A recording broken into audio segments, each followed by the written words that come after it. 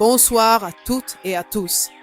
Bienvenue dans cette édition d'analyse d'Inside News RDC. Hier, 22 janvier 2026, le Congrès américain tenait une audition sur l'application des accords de Washington. 50 jours après la signature historique entre Tshisekedi et Kagame, les parlementaires américains voulaient savoir « Est-ce que ça marche ?» La réponse officielle « Oui, nous restons engagés ». La réalité sur le terrain ? Goma reste encore occupé. Uvira, certes libéré du M23 à cette heure où nous diffusons cette analyse, mais nous avons 500 000 nouveaux déplacés depuis début décembre. Mais ce soir, nous n'allons pas répéter ce que vous savez déjà. Nous allons décrypter ce qui s'est dit sans être prononcé. Les silences stratégiques, les contradictions révélatrices, les aveux camouflés en langue diplomatique. Notre thèse est la suivante.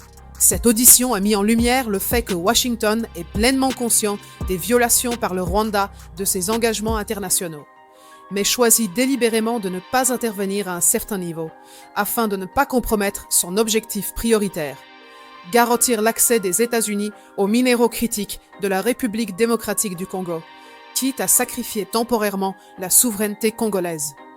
Toutefois, il est possible que notre interprétation soit erronée, voire biaisée par les limites de l'information disponible ou par nos propres présupposés.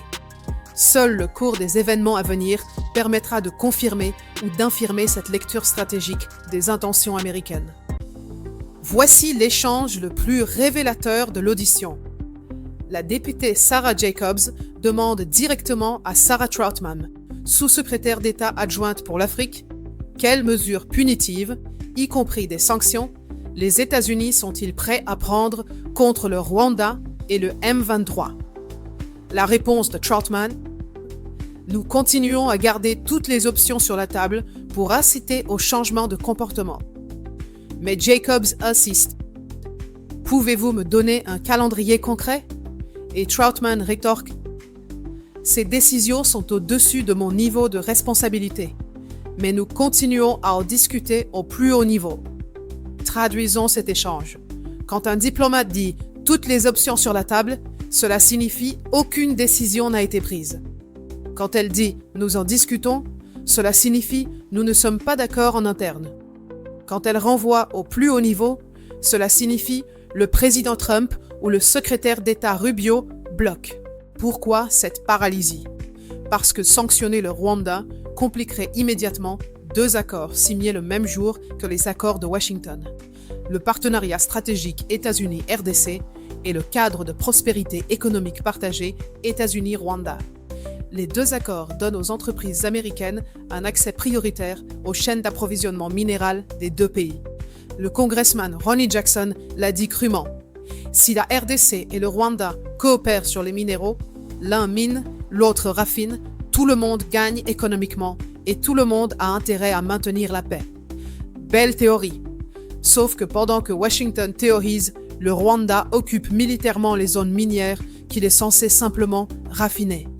Et les États-Unis regardent ailleurs, parce que couper les ponts avec Kigali signifierait laisser la Chine reprendre le contrôle total des chaînes de cobalt et de coltan. Voilà le vrai calcul américain. Mieux vaut un Rwanda agressif mais aligné avec Washington qu'un Congo souverain mais dépendant de Pékin. Autre moment révélateur. Plusieurs parlementaires, Jacobs, Jackson, Evsky, ont martelé la même question. Pourquoi la société civile congolaise n'a-t-elle pas été consultée lors de la négociation des accords? Réponse standard de Trautman, répétée 4 fois dans l'audition. Nos ambassades sont très engagées avec les groupes locaux et nous comptons sur l'Union africaine pour intégrer les voix de la société civile. C'est un aveu déguisé. Dire « nous comptons sur l'UA » signifie « nous ne l'avons pas fait nous-mêmes ». Renvoyer aux ambassades plutôt qu'aux négociateurs signifie « les décideurs n'ont pas jugé cela prioritaire ». Le député Jonathan Jackson a eu la phrase la plus dure. Vous dites que la société civile a été consultée. Tous les groupes congolais que j'ai contactés disent le contraire. Trautman n'a pas répondu directement. Elle a parlé du cadre d'intégration économique régionale, où diverses parties prenantes ont été consultées. Mais consulter sur un accord économique après avoir signé l'accord politique, c'est comme demander l'avis des passagers après que l'avion a décollé. Pourquoi cette exclusion? Parce que les organisations congolaises, Denis Mukwege en tête, auraient exigé des conditions que Washington juge non négociables. Retrait total et vérifié des forces rwandaises avant tout investissement américain. Mécanisme de contrôle indépendant, redistribution des revenus miniers aux communautés locales. Or, l'administration Trump voulait un accord rapide, médiatisable, qui donne l'image d'un président de la paix. Inclure la société civile aurait ralenti le processus et ajouté des contraintes. Donc, on l'a écarté. Le résultat, un accord sans légitimité locale. Et sans légitimité locale, pas de durabilité. Le président Chris Smith a dit quelque chose que personne n'a relevé, mais qui est explosif. Nous avons de bonnes raisons de croire que les zones connues des combattants FDLR sont désormais sous contrôle du M23 et du Rwanda. Je m'attends à entendre quelles mesures le M23 et le Rwanda prennent pour démobiliser ces acteurs. Troutman a répondu « Nous continuons à insister auprès du gouvernement congolais sur l'importance de neutraliser le FDLR comme ils se sont engagés à le faire. » Vous avez noté l'asymétrie? Smith dit « Le Rwanda contrôle les zones FDLR. » Troutman répond « C'est au Congo de s'en occuper. » Donc, c'est exactement la stratégie rwandaise depuis 30 ans. Justifier l'occupation par la menace FDLR, puis refuser de démanteler le FDLR une fois les zones contrôlées, pour maintenir le prétexte d'occupation. Et voici le fait que personne au Congrès n'a osé prononcer clairement. Le FDLR n'est plus une menace sérieuse pour le Rwanda en 2026. C'est un groupe vieillissant, affaibli, sans capacité offensive contre Kigali. Les experts militaires le savent, les diplomates le savent, mais tout le monde fait semblant de croire que c'est encore un danger existentiel. Mais arrêtons-nous sur les faits de 2026, pas sur les traumatismes de 1994. Aujourd'hui, le FDLR n'est plus une menace sérieuse pour la sécurité du Rwanda. Les experts militaires le confirment. Ce groupe affaibli, vieillissant, sans commandement cohérent, ne dispose ni de la capacité ni de l'intention de mener des opérations offensives contre Kigali. Ils sont devenus un parasite sécuritaire, un groupe armé parmi tant d'autres dans l'Est congolais, que la RDC devrait éradiquer, comme elle devrait éradiquer toutes les milices qui déstabilisent son territoire. La preuve la plus accablante, les zones où opère le FDLR sont désormais sous contrôle du M23 et de l'armée rwandaise depuis des mois. Si la neutralisation du FDLR était vraiment l'objectif, elle aurait déjà eu lieu. Or, aucune opération de démobilisation n'a été lancée. Aucun combattant FDLR n'a été désarmé par les forces qui occupent leur zone d'opération. Pourquoi? Parce que si on admet que le FDLR est insignifiant, on admet que l'occupation rwandaise n'a aucune justification sécuritaire. On admet que c'est purement économique. Contrôler les mines, contrôler les routes commerciales, contrôler la valeur ajoutée. Smith a failli le dire. Il s'est arrêté à temps. Parce que dire la vérité complète obligerait Washington à choisir un camp. Et Washington ne veut pas choisir tant que les minéraux continuent de circuler. Le congressman Jackson a eu cet échange avec Troutman. Et voici ce qu'il lui dit. Combien les États-Unis dépensent-ils actuellement en aide humanitaire en RDC? Troutman lui répond. L'année dernière, nous avons fourni 191 millions de dollars, ce qui représente 30% de la réponse humanitaire totale en RDC. Mais Jackson revient à la charge. Et combien prévoyez-vous pour 2026? Et Troutman réagit en disant « La RDC reste une priorité stratégique pour l'assistance américaine. » L'aviez-vous entendu? Elle n'a pas donné de chiffres pour 2026, parce qu'elle ne peut pas. L'administration Trump a coupé massivement l'aide humanitaire à la RDC, moins 300 millions de dollars depuis décembre. Les chiffres que Jacobs a cités sont accablants. 8200 personnes vivant avec le VIH privées de traitement. Le Programme alimentaire mondial obligé de réduire de moitié ses bénéficiaires, 1 million à 600 000. Le service pour survivantes de viols de guerre, drastiquement réduit alors que les viols explosent. Et voici le paradoxe que personne n'a explicité. Washington coupe l'aide humanitaire au moment exact où il signe un accord de paix. Si vous croyez vraiment à votre accord, pourquoi retirer les ressources qui maintiennent les gens en vie pendant la transition? La réponse est dans les priorités budgétaires. L'administration Trump a débloqué 2 milliards de dollars pour l'OCHA, Bureau de la coordination des affaires humanitaires de l'ONU, destiné à 17 pays. Mais ce fonds commun remplace les programmes bilatéraux directs. Résultat, moins de contrôle américain sur comment l'argent est utilisé et probablement moins d'argent total pour la RDC. Troutman a dit « Nous restons le premier donateur humanitaire mondial ». C'est techniquement vrai, mais c'est comme dire « Je suis toujours votre ami » pendant que vous retirez votre soutien financier.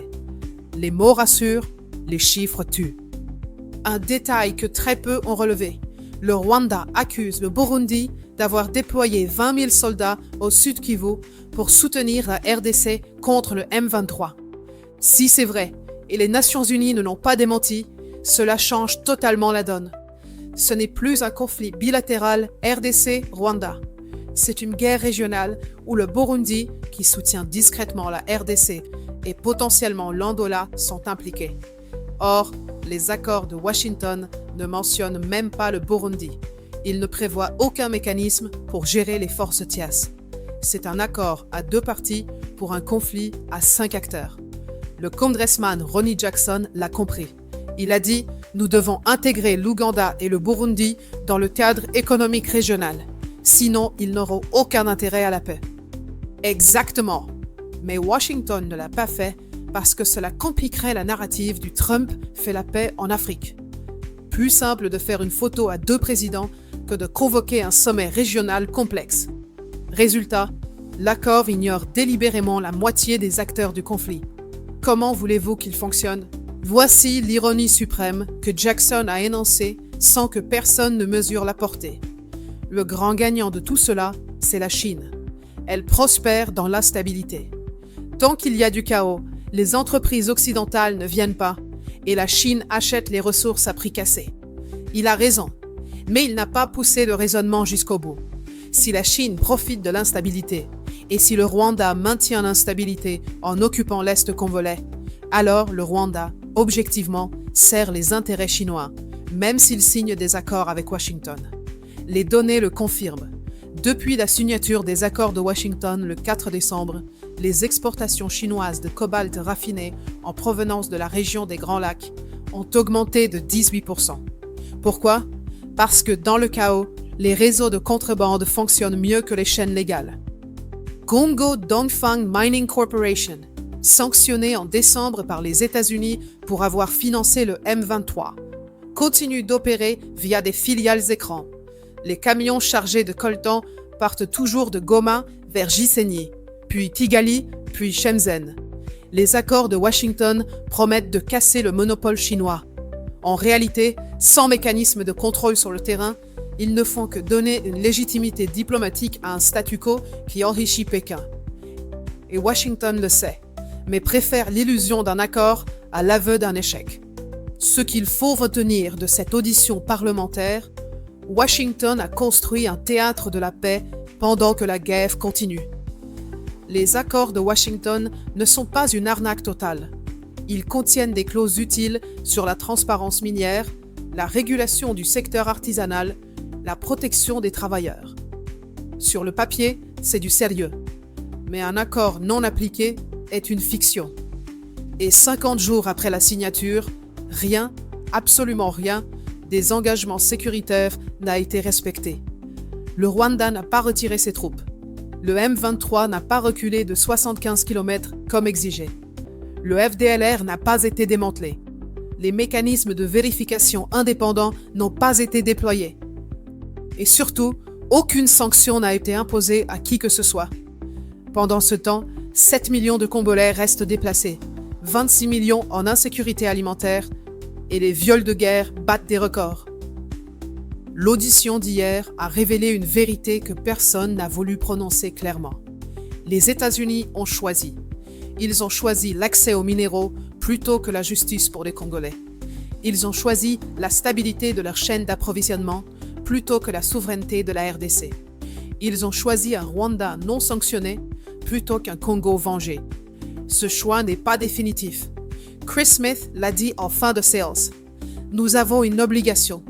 J'ai poussé pour la loi Magnitsky mondiale qui sanctionne les violateurs des droits humains. Je ferai une loi spécifique sur la RDC si nécessaire. C'est la seule lueur d'espoir de cette audition.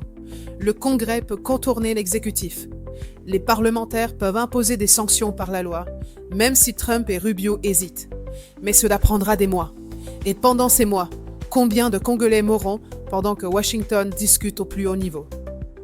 Exigez des actes, pas des discussions. Partagez cette analyse. Interpellez vos représentants. Ne laissez pas la langue diplomatique masquer l'inaction criminelle. C'était Julia pour Inside News RDC. Les silences en disent parfois plus que les discours. Prenez soin de vous et bonne continuation.